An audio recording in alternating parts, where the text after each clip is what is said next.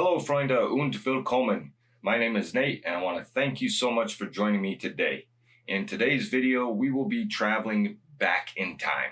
And since we're coming up on the holidays, we will be traveling back to Christmas of 1914. Now, if you know anything about history, you know where I'm headed with this. I love history. I absolutely love it. And more specifically, I really am fascinated with military history. So yes, we are going back to World War I and the Christmas Truce of 1914.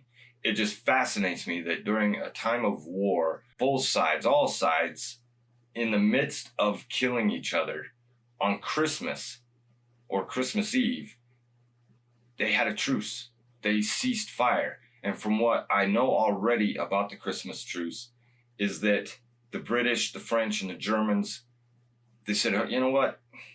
It's Christmas. Let's just stop killing each other for a bit. They actually came out of their trenches. They met in no man's land. They exchanged gifts. They sang Christmas carols. They played football. It's just crazy to think that during that tumultuous time that these soldiers, humans after all, said, you know, it's Christmas and, you know, we're running out of ammunition and we're running out of men. It's a stalemate right now. Let's just take a break and be thankful that we're still here, basically. It really just begs the question as to why we go to war to begin with. It really is the people up here saying the people down here need to go kill each other. And it's hard for me to think about the people that I've lost in the most recent war and how needless 99% of everything is during that time. It just really shows that these people, these men, they were brothers. They had sisters and fathers and sons and daughters and mothers. They didn't want to be there as much as the other side didn't want to be there. It was the people up here that told them they were going to be there. And it's not fair. It just really isn't fair. And I know life isn't fair, but it really isn't fair. So let's stop with the rambling. Let's see what this video has to say about the Christmas truce, and hopefully I'll learn a little bit more about why and how it happened. So let's just hop into the video.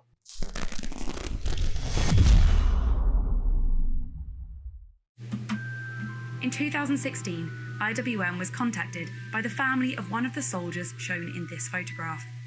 We now know that this is Arno Bohm, a German soldier standing alongside British troops from the London Rifle Brigade. They're standing together in the middle of no man's land during the Christmas Truce of 1914. This photograph captures a moment so unusual in the First World War that many people at the time, and to this day, believed it to be a myth. In the midst of a brutal, total war, how did this momentary peace come about? What impact did it have in the course of the First World War? And why did it never happen again? I can totally understand why people would think that this was a myth, because like she just said, it's never happened before and it never happened since. So to many outsiders, they would think, yeah, whatever. People didn't stop and exchange gifts in the middle of World War I. It's crazy.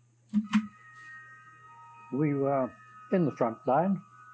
We were about 300 yards from the Germans, and we had, I think, on Christmas Eve, we'd been singing carols and this, that, and the other. And the Germans had been doing the same. Because they're all human. We'd been shouting to each other, sometimes rude remarks, more often just joking remarks. Eventually, a German said, "Tomorrow, you no shoot, we no shoot." Sounds fair to me. At the start of the war, many believed it would all be over by Christmas. However, by December that year, it was obvious that this was not the case, and thousands of families and soldiers were facing a Christmas of separation, grief, and hardship. So for those soldiers who were in the trenches over winter 1914, the conditions would have gotten gradually worse and worse. You got a lot of rain, a lot of frost, and the general living conditions would have been terrible. But the British troops were not alone. In the trenches opposite theirs, sometimes only 30 yards away across the strip of no man's land, were German soldiers in the exact same situation. There was lots of opportunity for each side to communicate with the other. And this was a regular thing which happened right from the start of trench warfare. But communication would often be in the form of soldiers from one side shouting over insults to those in the other trenches. But what was interesting at Christmas is that both sides actually started to communicate in more friendly terms. It really began with the Germans singing Christmas carols. Got the accordion out. Christmas trees on top of their parapets. So they came to very much empathise with one another. I remember very well Christmas. I remember the Christmas day when the German and the French soldiers left their trenches, went to the barbed wire between them with champagne and cigarettes in their hands, and had feelings of fraternization and shouted they wanted to finish the war. And that lasted only 2 days, 1.5 really, and then strict order came that no fraternization was allowed, and we had to stay back in our trenches. The Christmas truce varied in different parts of the front line. Ceasefires were hastily arranged, sometimes to enable the collection and burial of bodies or to allow the trenches to be repaired. In other cases, the soldiers simply enjoyed fraternising with the other side. And we shared fags, goodies with the Germans. And then from somewhere, somehow, this football appeared. Was it a proper football? It was a proper football. But we didn't form a team. It wasn't a team game in any sense of the word. You know, it was a kicker's out. Everybody was having a go. It came from their side. It wasn't from our side where the ball came. How many people were taking part, do you think? Well, I should think there'd be at least a couple of hundred. Did you kick the ball? Oh, yes, I had a go at it. I was pretty good then, 19. 19.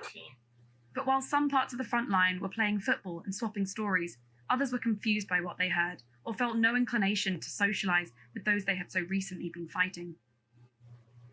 After a few moments, there were lighted objects raised above the German parapet. The Germans were shouting over to our trench. There's no doubt about that at all. And before we could take any action or do anything, we were ordered to open rapid fire, you see, which we did. The Germans did not reply to our rapid fire. They simply carried on with their celebrations and were having a very fine time indeed. They certainly were not going to do it anymore. They thought that we were idiots, I suppose that we were. Well, not us, but the command, you see. The way that trench warfare was organised in the First World War, each sector was very distinctive. And so you wouldn't necessarily know what was happening in the sector next door to you.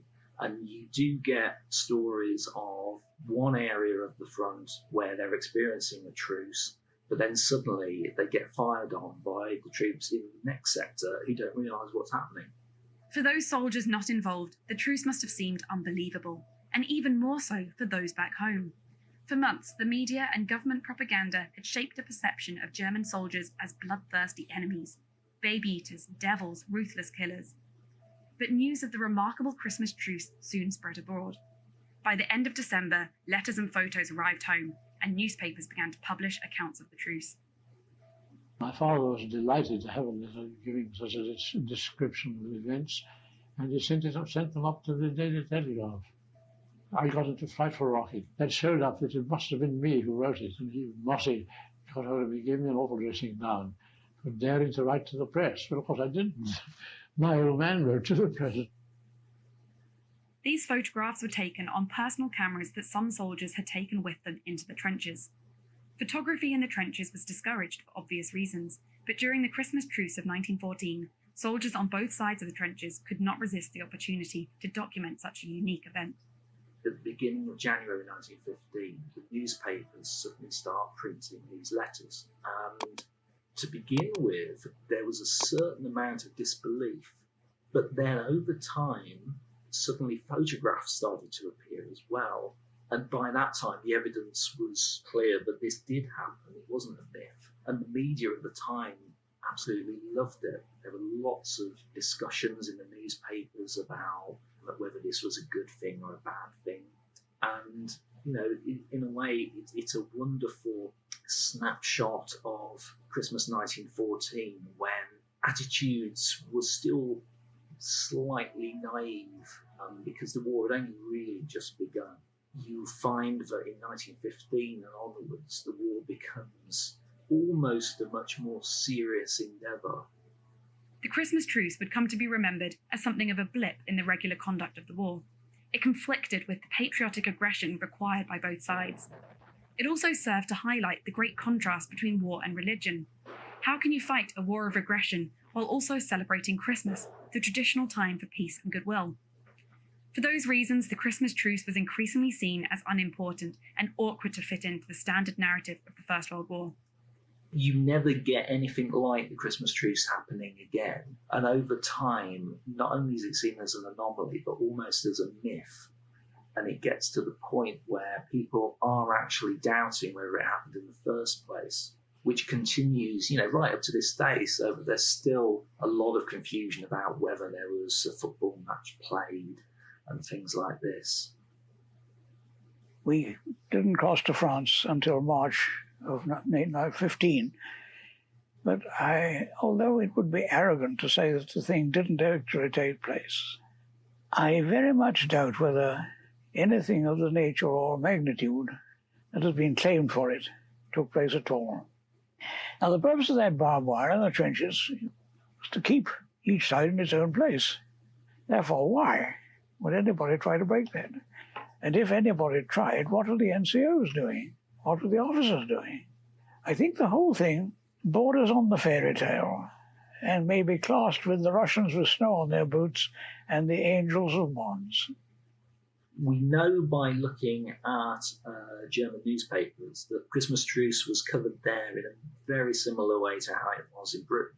In the 1920s and the 1930s, you see definite examples of how the Christmas truce changes in its depiction because there was a much greater emphasis then on the German soldier as a hero fighting a noble war, whereas the Christmas truce conflicts with that to a degree. So in Germany in particular, the Christmas truce goes out of favour definitely in the 20s and 30s, whereas in Britain it continues to be a popular celebrated story as part of the First World War. The letters and photographs that reached home in Britain confirmed that this remarkable event had indeed taken place, but it was one that was not to be repeated. The Christmas truce was unique, and nothing like it happened again to that scale. And the reasons for this are varied. Immediately after the truce, the high command of both sides stepped in to make sure that fraternisation and ceasefires like this would not happen in the same way. But also, in the long term, the real reason that truces like this didn't happen is that the war changed in the way in which it was being fought. As the war progressed, there's a more centralised method of command. Those in the front line would have been forced into constant aggression. You would have had artillery and trench mortar units constantly going. And also, of course, as the war progressed, it took a far nastier turn. So you get things like gas warfare introduced, an increasing number of civilian casualties. You also get incidents like the sinking of the Lusitania. The temptation, I suppose, to empathise with the enemy and the desire to fraternise with them changed dramatically from 1915 onwards. It can be argued that the Christmas truce made little difference to the course of the First World War, but it would be remembered as a crucial moment in history. The truce has featured in films, television programmes, inspired songs, and even featured in adverts. It's become part of the symbolism used when discussing the First World War, as synonymous with that conflict as poppies, mud, and war poets. This unique event has become legendary, in part because the idea of peace at Christmas in such an unlikely place is an irresistible story. But its enduring legacy is also due to these incredible photographs and the interviews from those who were there, documenting an event that to so many still seems wholly unbelievable.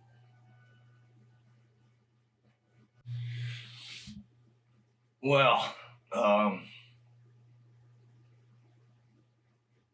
kind of at a loss for words at the moment, just because it's something that happened and it never happened again to that extent. Now, not to say that there weren't little pockets here and there after this that did similar, but never to that extent. And I find it interesting and believable that Britain stayed with the original story, basically, of the Christmas Truce and how great it was. However, the Germans in 1920s and 30s, and we all know what happened in the 30s, 40s, and at that point, and why they didn't want to make it a positive thing, because obviously Hitler came into power and the Germans were the superior race, and there was no way they were going to allow this type of a story to be a positive thing because they were superior. See where I'm going with that? It's hard for me to put the thing into words, but I can understand why Germany kind of squashed the positivity out of it, whereas Britain and maybe even the French, they didn't mention them, but stayed with the positive aspects of it. So that's pretty interesting, and I can see why that happened like that. It's just one of those that the high command, it's the people up top, that they're the ones who take everybody to war, yet they're rarely the ones that have to see it firsthand or fight in the front lines. And it's all these other guys that are family men. Germans, French, British, Americans, most of them did not want to be there. They probably didn't even understand why they were there. Yet they were told, you're fighting for your country, you're fighting for your freedom, you're fighting for whatever. And they're fed this propaganda, they're fed this giant lie as to why they have to kill the other side. And make no mistake about it, it is all a lie. Even up to the most recent wars in history, it's money, it's oil, it's making up for past mistakes, it's whatever. But then they cloak it under this guise of, well, you need to fight for your freedom and you need to fight for this and you need to fight for your country. They don't want to be there. They'd much rather be home, both sides. So I can see why they came up and during this truce period, this 1.5 day, 2-day period, that they were like, let's not do this for a bit. We're tired, we're hungry, we're cold. Trench warfare was no joke. The Great War, and people want to, for right reasons, say the generation of World War II is the greatest generation ever. And I'm not taking anything away from that, but these guys in these trenches that are filled with water, they're filled with rats, they're filled with lice. The soldiers are getting all sorts of diseases. They're losing their feet and their hands because of frostbite and trench foot. And they're just stuck in these holes in the ground fighting somebody else in another hole in the ground 30, 50 yards away from them. And nobody's advancing, nobody's moving. It's just this stalemate. So that alone is just mind-blowing. I mean, how anybody won anything. I mean, you don't win in war, but that's a completely different topic. I don't want to completely skew off course here.